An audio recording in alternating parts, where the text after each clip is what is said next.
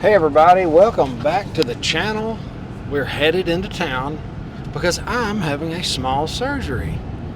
Yeah, I get that all the time. They're like, I can't believe you're going to have surgery. Like, yeah, I have issues too, but I want to tell you about it real quick, and then we're going to get into a ton of news. If you're starting your fitness journey, take it slow. This injury happened about 7 or 8 years ago when I first started back working out. I went too hard and I got a small hernia around my belly button. Put it off for 7 years. It's just time to get it taken care of. So, just quick note. I'm going to be taking care of this guy today. And heads up, I got my camera ready on my phone. And when he gets loopy, if he gets funny, you guys are probably going to see it. Okay, that will be a funny YouTube video. All right, you guys, I have so much news. So where do you want to start? Yeah, get into it. I want to talk about the power outage in Texas. That is Bitcoin, amazing. China, real estate. I mean, you guys, even I've got AI on the Grammys. So you're as ready. So right now, Texas, their grid, okay, we've talked about the electric grid for a while now. Our electric grid in the United States is struggling. Well, Texas mainly. Mainly, man, they are so struggling. They are urging consumers to limit electricity as a demand source. And we are having some heat waves right now, if you guys know. And by the way, I just want to give a shout out right now. There's a guy because we just went through a period of where we had no electricity for several days. Almost 4 days. Yeah. And many people from across all the states in the United States came and helped our particular area. It was declared as a national disaster. There was a guy from West Virginia that came, and when you're not used to our heat and you're working in this kind of environment, unfortunately, he lost his life. And from what I understand, he was a father. He has a wife, he had kids, and so my heart goes out to him and his family. And North Louisiana is one of the hottest places I've ever worked, and we have people get sick all the time because it's so hot and so humid. Yep. And if you're not used to it, it will knock you down. I used to get sick at least one time a year. Not bad because I understood the symptoms and I knew when to back off. But guys, be careful. Jose just came over and had to borrow our air conditioner, the little small window unit, because his, I guess you call it manufactured home, isn't quite insulated that well. And it can't keep up. His air conditioner can't keep up, so it has to use a window unit too. This is going to be so expensive. The prices of energy are just getting started going up. Interestingly, I used to work in Texas, in East Texas, at power plants that are now shut down. They are. They were coal burners. I guess they weren't clean enough, and now they're shut down. Now Texas is having an energy crisis. They are. Texas power prices have surged 80%. They said in a matter of hours, you guys. They said as a searing heat puts the state grid to the test. And Texas is struggling with their electrical grid. They've struggled with when they happened with the winter thing that happened here a while back. But they said they literally went from $2,500 to $4,500 for a megawatt. For a megawatt in a matter of hours, you guys. In a matter of hours. The grid manager has called for voluntary conservative efforts in an effort to avoid entering an emergency conditions that would entail blackouts. They're asked to curtail their powers between 4 p.m. and 8 p.m., and that's when it gets super hot around here. If we start having rolling blackouts with 100-plus degree weather, it's going to be bad. It is. So on the heels of that, so now we've got a Bitcoin mining company that's in Texas, and they have had to stop operations, which if you guys have noticed Bitcoin lately, the price has gone up. Yeah, the price has gone up. And that's another interesting thing about Bitcoin. It takes a ton of energy to mine it. So, going into this green, windy environment, everything's got to be green. That's not very green. So I can imagine it's going to catch more heat from the energy consumption. So it's also another interesting note is the Electric Reliability Council of Texas, it's called, or the ERCOT, if you want to call it that. They ask that people that if they will scale back, they will pay them.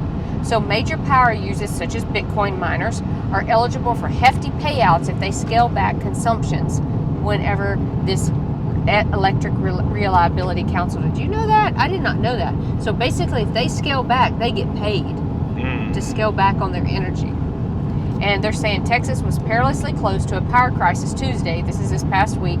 And they shrank to just a 2% of overall capacity. They were almost out. They were almost out. And then they jacked the prices up. Yep. And they asked that Bitcoin and companies like that reduce their capacity, and then they're going to pay them.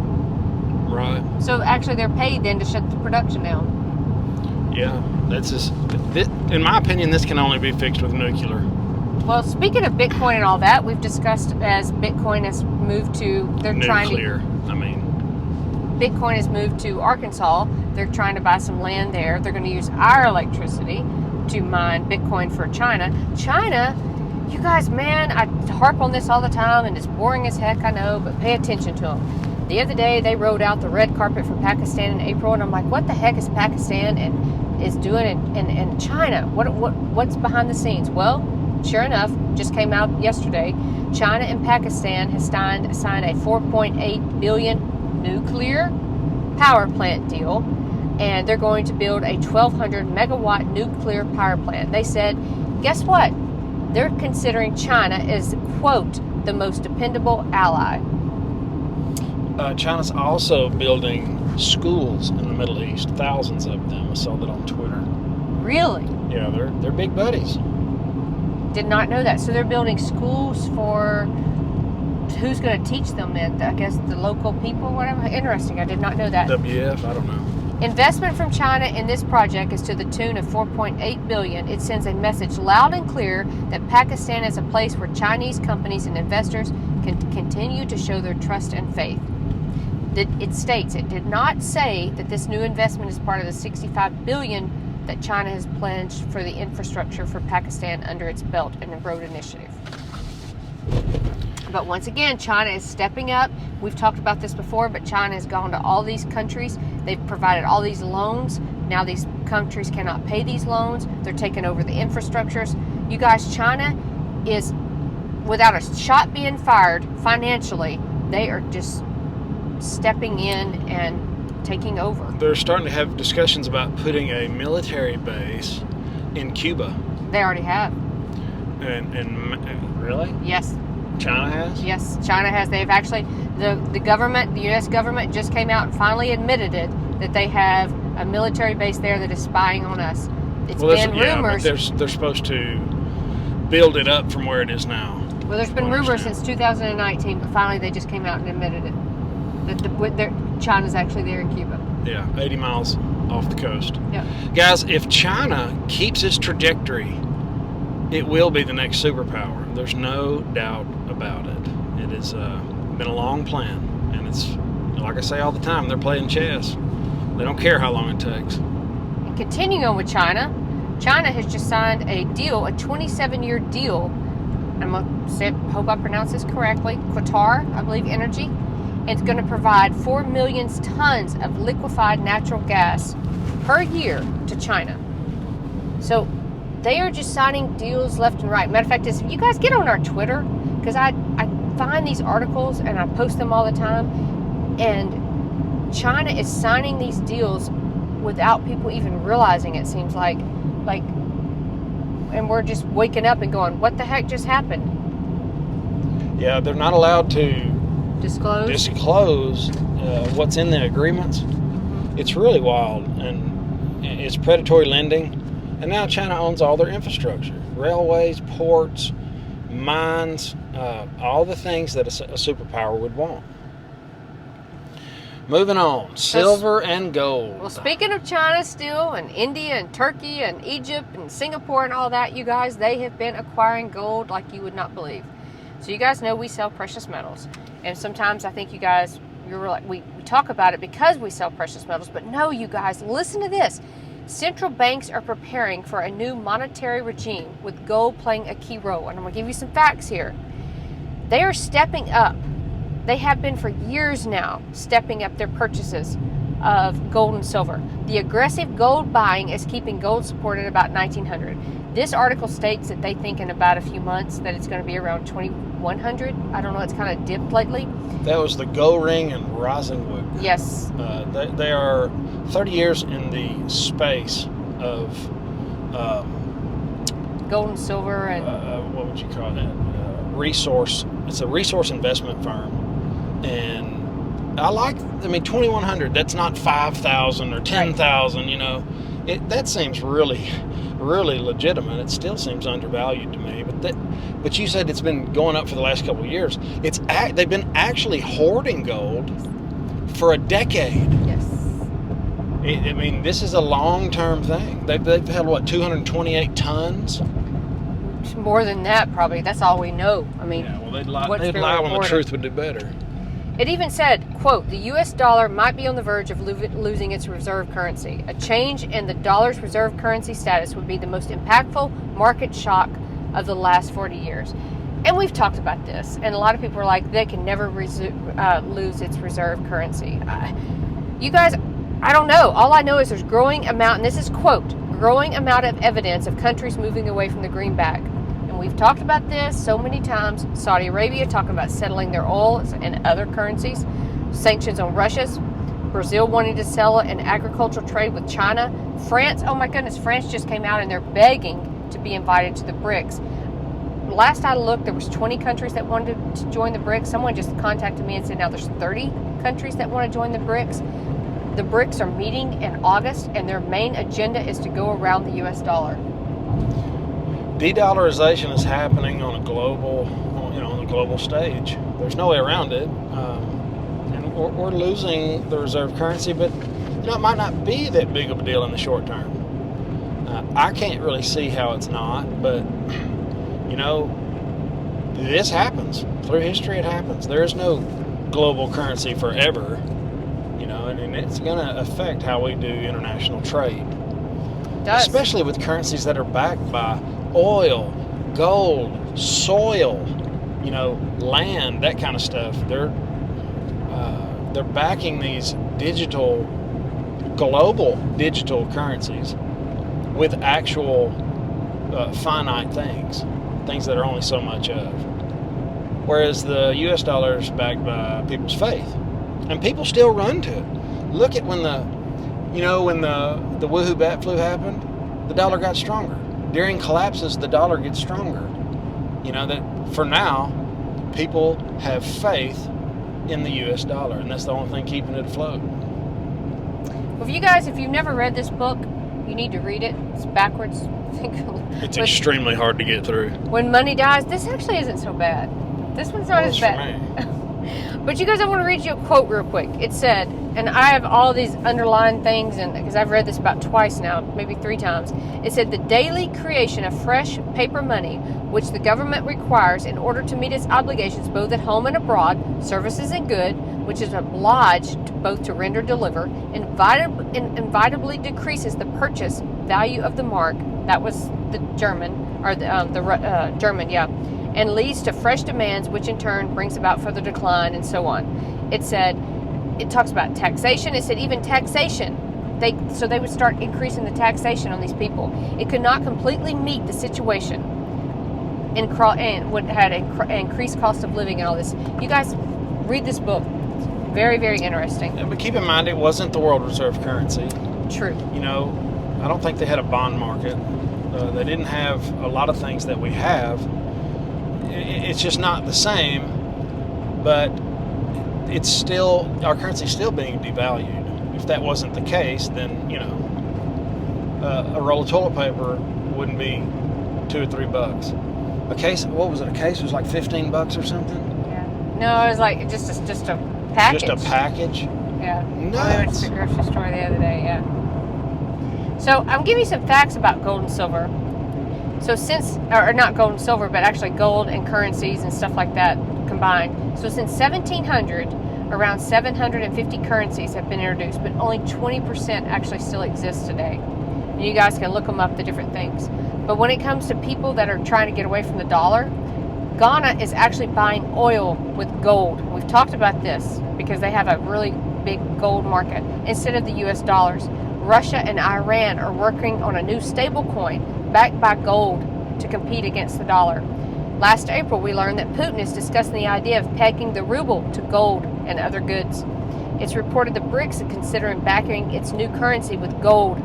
Zimbabwe has recently introduced a new gold-backed digital currency. You guys, I can go on and on. Other countries are looking at getting away from the dollar, and gold always seems to come into the picture.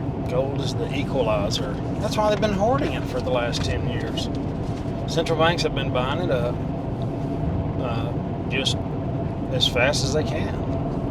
And that's what I would do. It's exactly what I would do if I was, head of a central bank in some country. I would try to bolster my gold supply, because that's what it always goes back to. It does. So one little thing also I want to talk about is, let's go on to a little bit of, still talking about money, but let's talk about when it comes to commercial real estate. Okay. So even a German property lender, this is a quote from a headline that just came out, says sees weakness in the U.S. commercial real estate. This actually just came out yesterday. A German bank that finances property worldwide is bracing for a, quote, possible hit from the U.S. office market that is looking for solutions with clients to keep loans from souring, quote, its chief executive said. Bank and regulators around the world have identified commercial real estate as a weak link in the global finance, with low occupancy rates after the pandemic and surge in interest rates. He said the U.S. is a dark gray. You have to be honest about it, he told journalists on Tuesday evening. So we've talked about this before when it comes to commercial real estate, and even other countries now are starting to see that this could be a potential problem investing in our commercial real estate. Yeah, they were suffering before the interest rate hikes. Yep. Now we're starting to see them fold up. Silicon Valley companies are dumping office space at an accelerated pace as tech leaders such as Google, Facebook are reassessing their commitments to workplaces. They're not renewing their leases, and the vacancy rate has more than tripled from 2019. So look at real estate properties. It said there. Matter of fact is, I was listening to something the other day. They are starting to demand that people come back to the office, and a lot of the people are saying, nope, don't want to do it. I like working from home. And so they're saying, if you do not come in for at least 3 days, you're going to lose your job. Yeah, Elon Musk said everybody had to come in. Yep. He's not going to let them work from home anymore. I can imagine the implications of that. You probably don't get the same product quality. Well, they said when they were working from home, they couldn't, gauge what productivity was and stuff like that. Sure, yeah. But talking about real estate, also continue. Let's talk about residential. The number of homes for sale in the U.S. has fell to record levels in May, according to real estate brokerage, the Redfin, which I follow.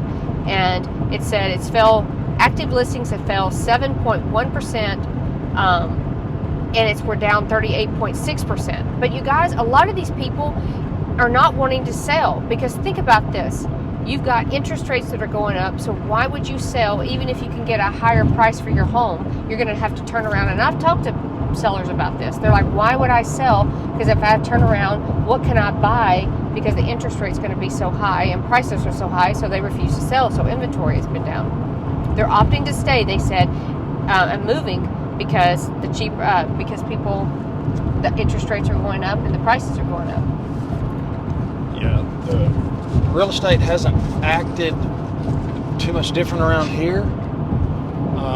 It does seem like people are staying in their house, even if they want to move. Some people have to move for jobs and such, and those houses seem to be bought up pretty quick. I did notice the other day a lot more of people are deciding to put their land up for sale. Chris and I have noticed that where we live, they started to parcel it out, get it surveyed. So we'll see how that plays out. I know houses are staying on the market a little bit longer. I've noticed people starting to sell precious metals. There's no harm in that. If you need it, you can be your own bank, and you can use your precious metals as to pay bills or whatever you want. But there's a lot of people that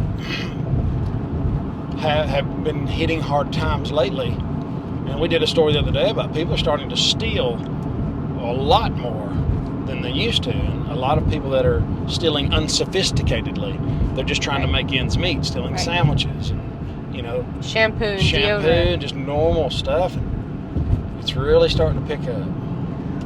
So, for the last little bit of information I have, we're talking about hit on AI for just one quick second. AI is becoming such a big deal that Congress has not even stopped talking about TikTok. They're talking about AI. And now the new Grammy Awards, they have even come out and said, you have to require human input and not AI.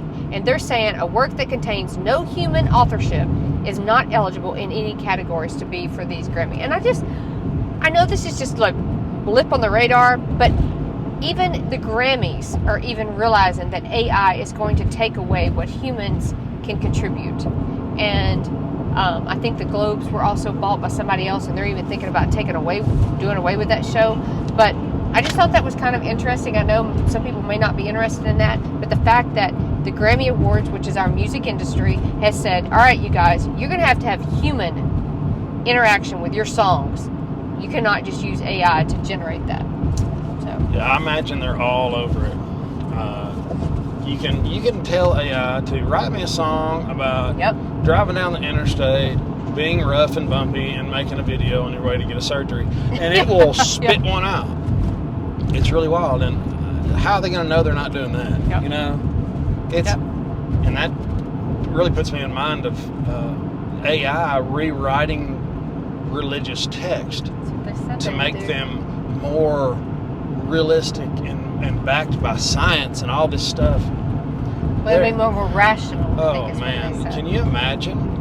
Can you imagine the lies that are going to be,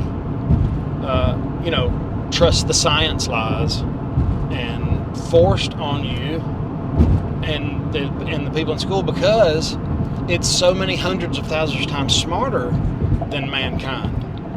You know, people are going to consult AI because they think it's the smartest thing on the planet, and they're not going to consult the great physician, God Almighty, the one and only. So, guys, we're entering some strange times. Do you have anything else in closing? So, in closing, you guys, there's another book, the Gulag of Archipelago. I never Gulag say that Archipelago. This is a hard book to read. That is a hard one for real. But if you can get through it, but I want to read you a quote, because when Chris first started his YouTube channel, this was one of the things that I went to, and it said, quote, this is a guy that wrote the book. He was arrested. He was actually part of the military, and he was arrested because of his connections to certain people, that he was acquainted and talked to certain people. And he said, because no one even knew the city, and it was up to me to pick the shortest route to the prison. He led himself to his own prison. And he said, quote, so why did I keep silent? Why in my last minute in the open did I not attempt to enlighten the hoodwink crowd? And that has been, when Chris talks about why we do the YouTube channel, that's why. Hopefully we can say something that will wake someone up. Yeah, people are waking up every day. And once you see it, you can't unsee it. And we're building a huge community. And keep in mind, we do have to be careful what we say here. Freedom of speech is not welcome anymore. And, we're on Rumble. We're on Twitter. It's FP Network on Rumble. And we're on Twitter. It is Financial Prepper, PPR. Financial Prepper with a PPR on the end. We're also on Odyssey. We back up our YouTube videos on Odyssey. So you guys can check us all out there. And guys, have an awesome, awesome day.